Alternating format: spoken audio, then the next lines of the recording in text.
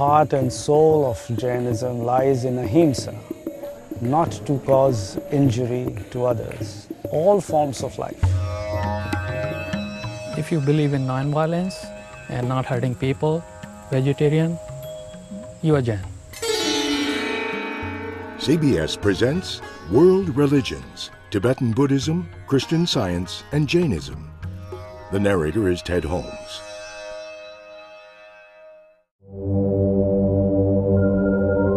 The Jain religion originated in India more than 2,500 years ago.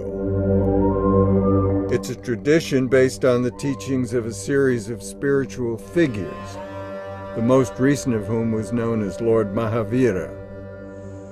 Lord Mahavira was a Jaina, a human being, not of a divine birth, born to humans like you and me, who ended this endless cycle of life and death to which all humans are susceptible, and showed us the path by which we all could do the same. A core tenet of the faith is ahimsa, or non-violence. Not to cause injury to others, anybody, all forms of life. Jains believe that all living things have souls, even a blade of grass or a small insect. When you harm others, you are harming yourself. Human life is very precious because in Jainism, it is the sole opportunity for any living being to be able to break this endless cycle. Jainism's strict adherence to non-violence influenced Mahatma Gandhi, who in turn inspired Martin Luther King Jr. This life that I have is my own creation. Through my thoughts, my deeds and my actions, I made it. And if I have not done it right, I can undo. The faithful seek to minimize their impact on the natural world, and they are strict vegetarians. All of our efforts, this entire life, this entire path of purification is intended to reduce our karma, to be able to bring back the soul to its original, pristine, glorious, resplendent status.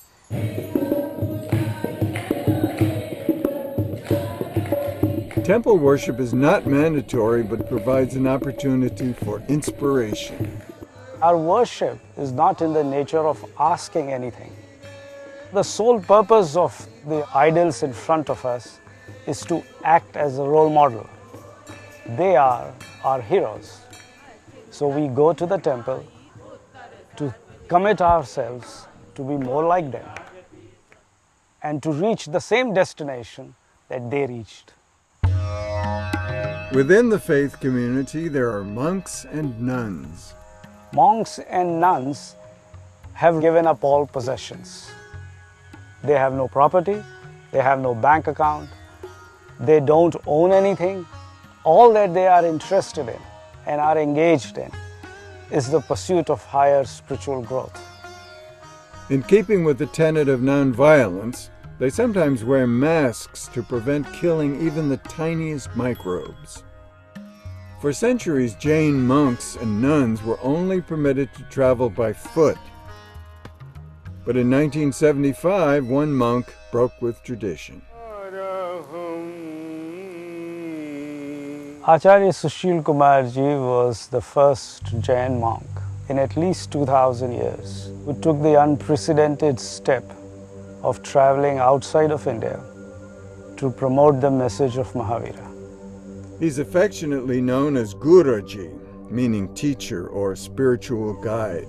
He was taking one of the most significant steps in the Jain religion in modern times. When he came here, he had no possessions, no nothing.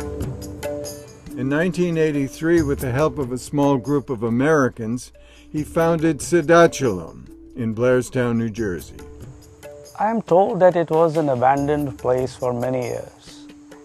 He had with him a few other monks.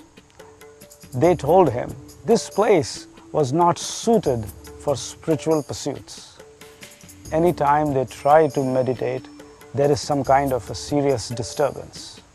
So he said, and that is precisely why I chose this spot. Because it is here that my powers of meditation, my yogic powers, will transform this place, so that generations to come will call this a place of pilgrimage. Only somebody like Guruji could have had that foresight. How in 25, 30 years or 50, 100 years a place like this will evolve, I mean, he saw it when nobody even imagined or dreamt that Jain temples will exist in this part of the world. Everything was right about it. Guruji wrote in 1983, if you come here to do business, you will get success. If you come here to play, you will enjoy. If you come here to meditate and seek enlightenment, you will get it. All sects of Jainism, non-Jains, anybody who believes in the message of Ahimsa, this place belongs to that person. Today, the land is an oasis for all living things. This place, as you can see, it connects with the nature, and our nature is to be in peace. This place basically gives the food for my soul, food for my mind. This is not just about convenience. This is about you really want to come here and you really want to spend the time, you want to meditate. My family has some history with the place, and they knew Guruji from India when he was in India. It's just peaceful vibration and where I can connect to my roots and where I come from. They recently created their own Shikaji, a sacred site of pilgrimage for Jains. It's the only one of its kind outside India.